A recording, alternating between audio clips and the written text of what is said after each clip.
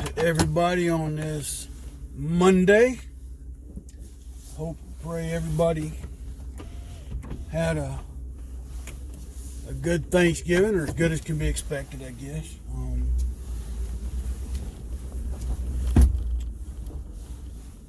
Considering all the things going on right now in this topsy-turvy world we're living in, we kind of celebrated the day early because my son, my oldest son, had to work Thursday at the hospital. So we celebrated Thanksgiving on Wednesday. But anyway, folks, again, I hope everybody had a wonderful Thanksgiving as best as can be expected.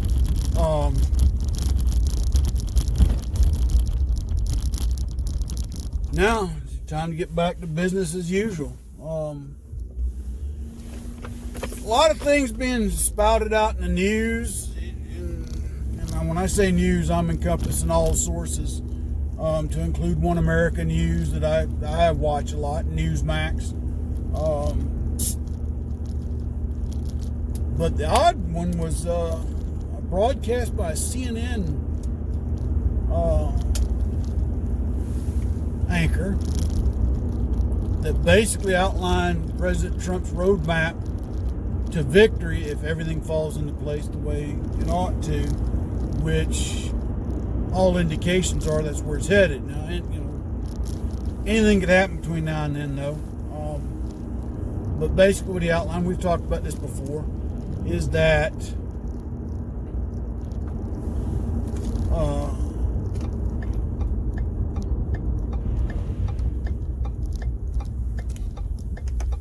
if some of these states declare their votes uncertified or skewed or tampered, the state legislatures can then select the electors, and then the governor can set a set of electors, and then therefore then it gets up there and they can't agree on who or why.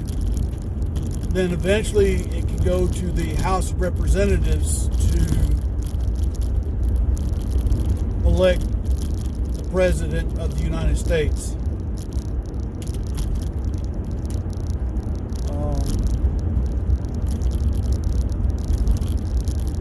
If it comes to that, right now there's supposedly 26 states that are Republican controlled. Not that that means anything in this day and age anymore. One state I think will still be split. Either way it goes, it's basically a simple majority vote when it comes to each state voting that way. So, in a sense, we can say that there's that possibility that he can still win by going that route. And it's all laid out in the U.S. Constitution, which the Democrats and the liberals, i.e. the Communist Socialist Party of America, don't want us to have. They don't agree with. They want to eradicate it. So, if you don't know, go get you a pocket Constitution and read. I had to get 2 new ones this week because my old one got saturated. Didn't know it the other day. Somehow it got wet. All the pages had stuck together. So I went and bought me 2 new ones. If you got one, you got none. If you got 2, you got 1. Borrowed that from Soup 00. Give credit where credit's due. So there you have it on that. Now, let's talk about this message that the Bidenites, that's what we're going to call them, the Bidenites and the Harrisites, keep spouting about, now's the time for unity. Let's put our differences beside us. Let's come together and sing Kumbaya. No, it's more of an exercise in submission and conforming and not freedom and liberty. So don't buy into this bull that the CSPA wants to be friends now. If you're willing to conform to what they want you to do, then yeah, they're all hunky-dory with you. They're willing to kiss and make up. But if you stick to being free and having liberty, they're still going to continue to pound you, to attack you, to lie about you, to lie on you. So just keep that in the back of your mind. Don't believe this crap that's coming out from the left of we need to come together. No. They don't want to come together with us. They don't want to meet us on any common ground. That's just plain and simple. The sad part is the Republican Party is full of rhinos that, they say they are, but they really aren't conservative. Okay? Keep that in the back of your mind in the coming days. I'm here to tell you, folks, the GOP does not have our best interest at heart either. I've said it for months now that I'm fed up with them. I've got no love, or I should say love lost for the GOP. And I've never been a Democrat, so where's that put me? I like to think it puts me in the category of I'm a God-fearing, American-loving patriot who's decided that really party politics need to be a thing of the past.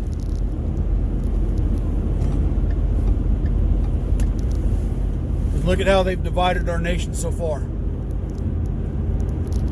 So as a kid growing up, I didn't watch much of the news with my dad at night. In the 80s, I did some because things were happening and I was getting older. But what I'm getting at is this.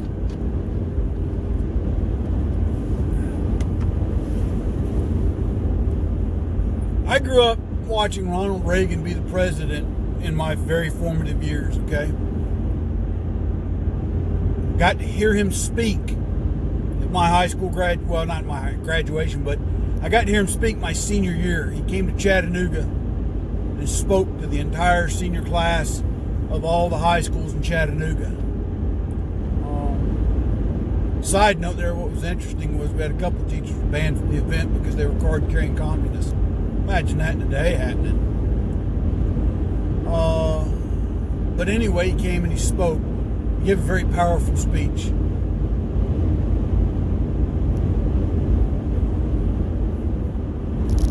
But even in his day as president, and some people might tell me I'm wrong, and that's fine. But from my perspective, my viewpoint, watching things on TV, going back and studying history,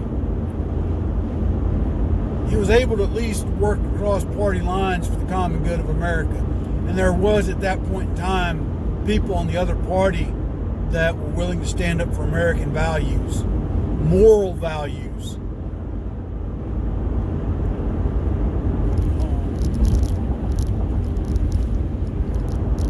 And that, I give my respect to. Now, again, they still played politics. Don't get me wrong. Tipper O'Neill pulled a fast one on the president a couple times. But at the end of the day, when rubber met the road, the common good of the United States was put before any petty interests, what I call it. That dynamic began to change when George Sr. took office. Really didn't pay it much attention. At that point in time, I was in basic training in the Army. I just didn't pay it no cause. Really didn't start paying attention to things like that until Bill Clinton became president. Say one thing, do another. Lie to the American people straight to their face and get away with it. And then, little Georgie got elected. Of course, there's the accusation his brother Jeb helped him with the Florida Chad fiasco.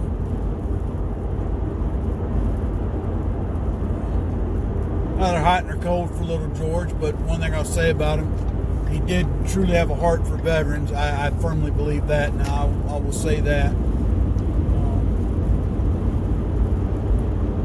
Now, his policies, yay or nay. Of course, shortly into his presidency, major attack. Now, we can get on the conspiracy theory thing if you want to or not. Either way it goes, we were attacked, and it set the motion for a decade, really, how we interacted with the world. It still has an impact today on how we do things in this country. But the long and short of it is this. As the years have progressed, the two major parties have polarized. And I think with the left, things have gotten to the point that there is an ongoing attempt by the extreme left to take over the party. There are some rumors, I guess, if you will, floating that there's about to be a civil war within the Democratic Party. That's what you still want to call it. I still say the Communist Socialist Party of America. Because there's some them people, the left, that actually are siding with conservatives about this election fraud. Problem is, their voices are being suppressed by the media. Mainstream media does not want you to hear what they have to say. Mainstream media is going to continue to funnel the narrative that Joe Biden is the president-elect, that there was no voter fraud, that the coronavirus is the most deadliest thing we've ever encountered, and we have to shut down the entire nation to make it go away. All hypocrisy anyway, because, the swine flu, the bird flu, the West Nile virus, all that was supposed to have been deadly, going to cause a pandemic. We're still here, folks. And then now, why are we in a rush for a vaccine for a virus? One, too many reports have come out that it was a man-made virus at a lab that Dr. Fauci had financial interest in. And now we're in a rush to make a vaccine.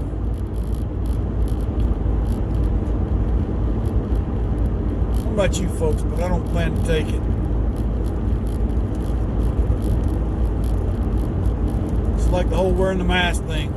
I don't think the mask worked. And there's going to be those of you that disagree, and that's fine. But I've heard it from one too many medical officials, doctors, nurses, that even the N95 mask cannot protect you from this virus. And the whole thing about if you breathe or you've got spit particles that come out of your mouth when you talk, that you're spreading the virus that way. I'm just not buying that one to the extent that the mainstream media has put it out to be. What I do believe is you got a bunch of nasty fools that don't know how to wash their hands after they touch their darn face, after they cough into their hand, after they sneeze, all that good stuff. Things that, good home training would taught you. Cover your mouth, cover your nose when you sneeze or cough, and then go wash your hands. Even wash your face. But no, we got a communist governor here in the state of North Carolina that has revised his unconstitutional executive order that people seem to think is a law, which is not. It's an executive order, and an unconstitutional one at that.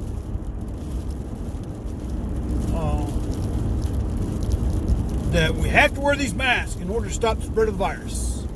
No, how about you tell fools to start washing their darn hands, Governor Roy Boy Pooper Scooper?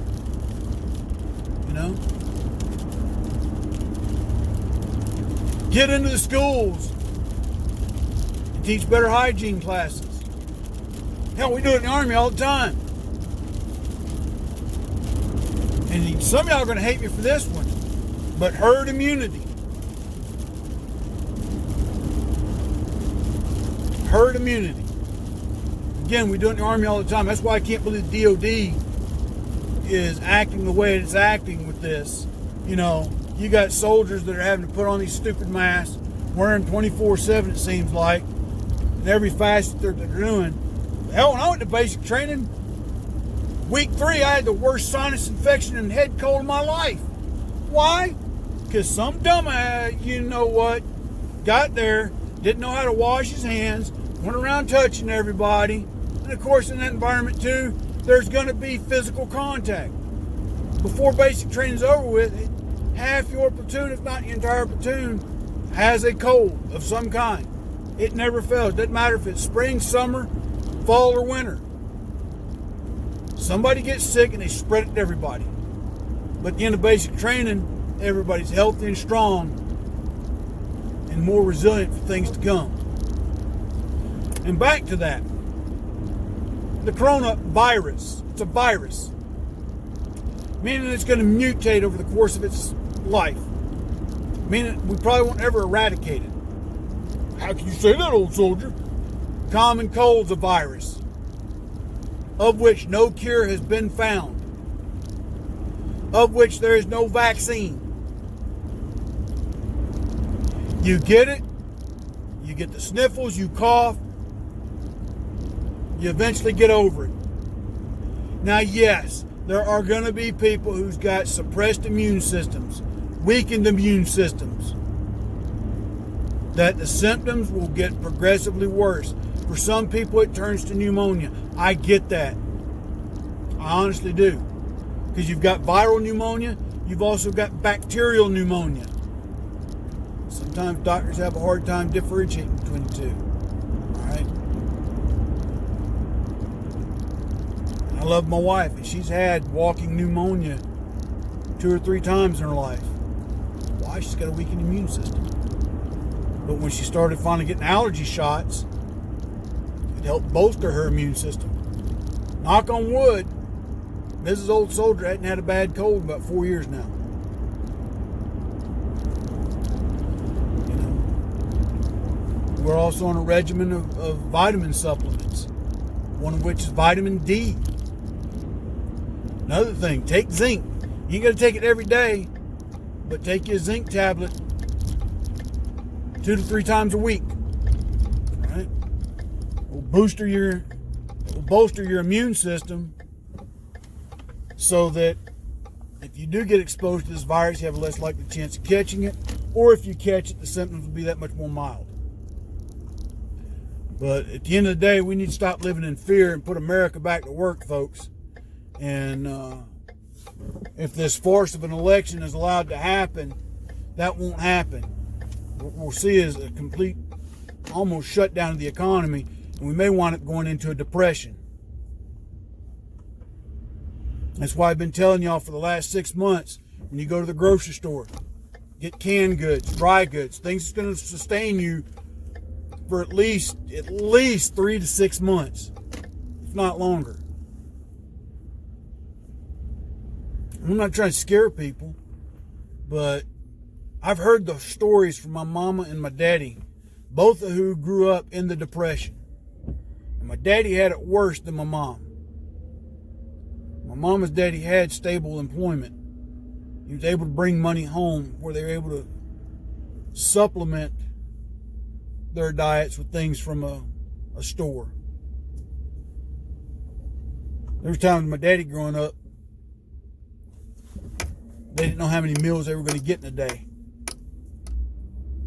because it was all that his mama could do, and his uncle, when they finally merged families. I think I've told you that story. When they merged families, could do to feed 9 children. We make the running joke about roadkill, but when my daddy was growing up, they hit something on the road. If it was salvageable, it went home, went in the meat pot. I can remember my dad talking about eating everything from possum, raccoons, squirrels.